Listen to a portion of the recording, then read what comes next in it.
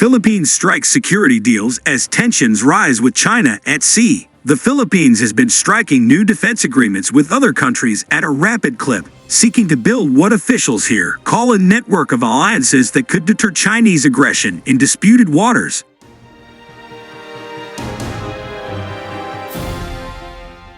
The Philippines has signed or entered discussions over new security agreements with at least 18 countries since a Chinese Coast Guard vessel flashed a military-grade laser at a Philippine Coast Guard ship in the South China Sea last year, according to the Philippine Defense Department. While the deepening Philippine alliance with the United States, which includes granting the U.S. military expanded access to Philippine military bases, has drawn much attention, Manila's security campaign goes beyond Washington.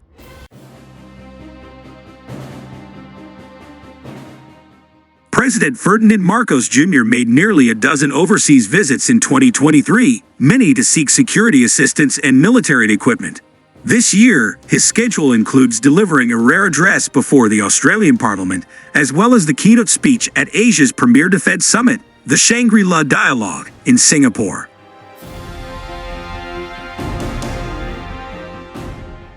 Since 2022, the Philippines has inked new defense agreements with the European Union.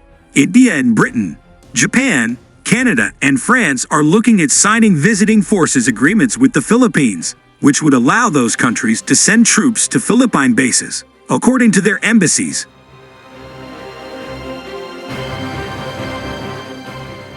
If adopted, these agreements would give the Philippines one of the most robust security networks in Asia, expanding the global stakes in the rising tensions over the South China Sea, Philippine officials say.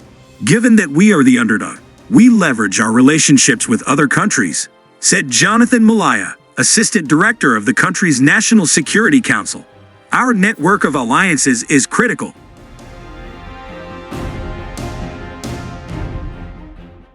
China claims much of the South China Sea, part of the Pacific Ocean that is bounded by China, Taiwan, Indonesia, the Philippines, Malaysia, Vietnam, and Brunei.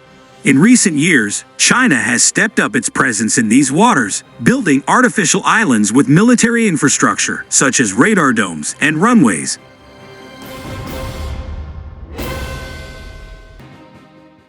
Off the coast of the Philippines, Chinese ships have swarmed Philippine vessels and ignored appeals by Philippine officials to stop their aggression.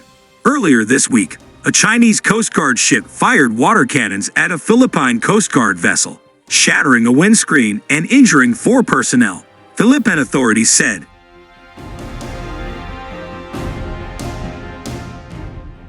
Last year, Marcos's administration responded with what it called a policy of assertive transparency, broadcasting videos of aggressive Chinese actions at sea. But in recent interviews, top officials said the country needs more than a publicity campaign to defend its sovereignty.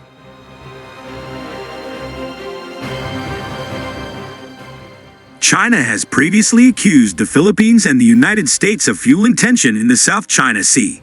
Asked by reporters last year about joint air and maritime patrols between the Philippine and U.S. forces that launched in November, Wu Qian, a spokesperson for China's defense ministry, said Washington had instigated and emboldened the Philippine side to infringe upon China's sovereignty.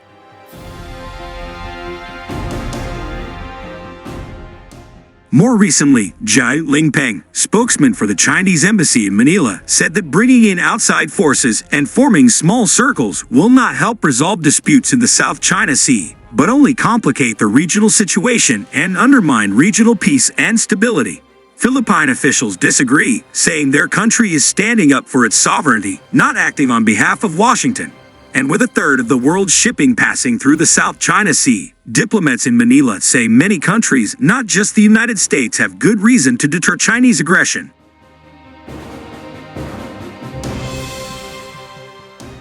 If other nations don't defend international law, the right of might wins.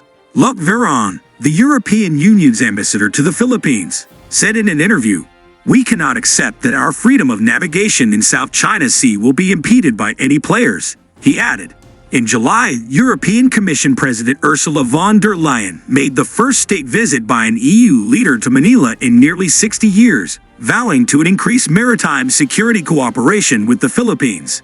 Security in Europe and security in the Indo-Pacific is indivisible, she said.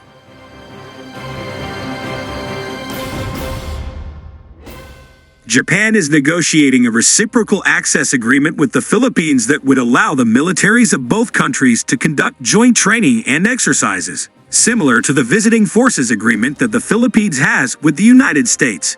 Diplomats from Canada and France said their countries are considering similar arrangements.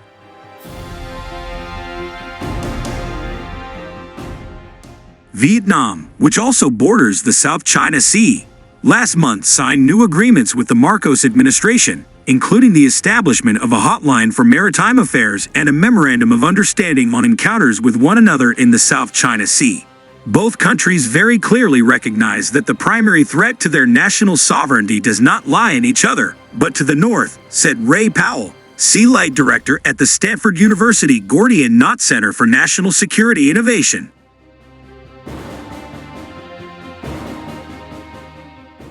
The Philippines is also building up its military arsenal with foreign help. India is scheduled to deliver the first of 3 batteries of supersonic cruise missiles to the Philippines this year, part of a $375 million contract. The Czech Republic, Germany, Italy, and Sweden have offered to supply drones and submarines, while the United States, on top of supporting the Philippine military's modernization efforts, has provided $120 million annually in grant funding to the country's security forces, according to the U.S. Commerce Department.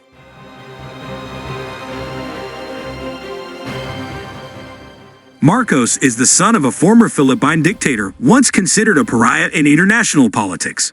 But his efforts to push back against Chinese territorial intrusions have won him new popularity among leaders wary of Beijing's growing ambitions, said Dindo Manhit, president of the Manila-based think tank Stratbase ADR Institute.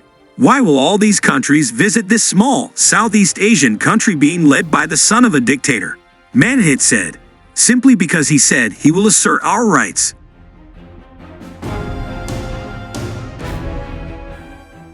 Marcos's courtship of security partners marks a sharp shift from his predecessor Rodrigo Duterte, who publicly realigned himself with China during his 6-year term.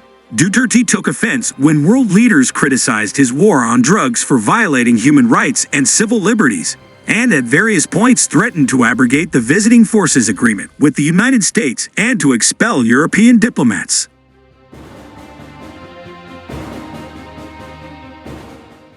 Although Duterte's term has ended, his daughter is Marcos's vice president.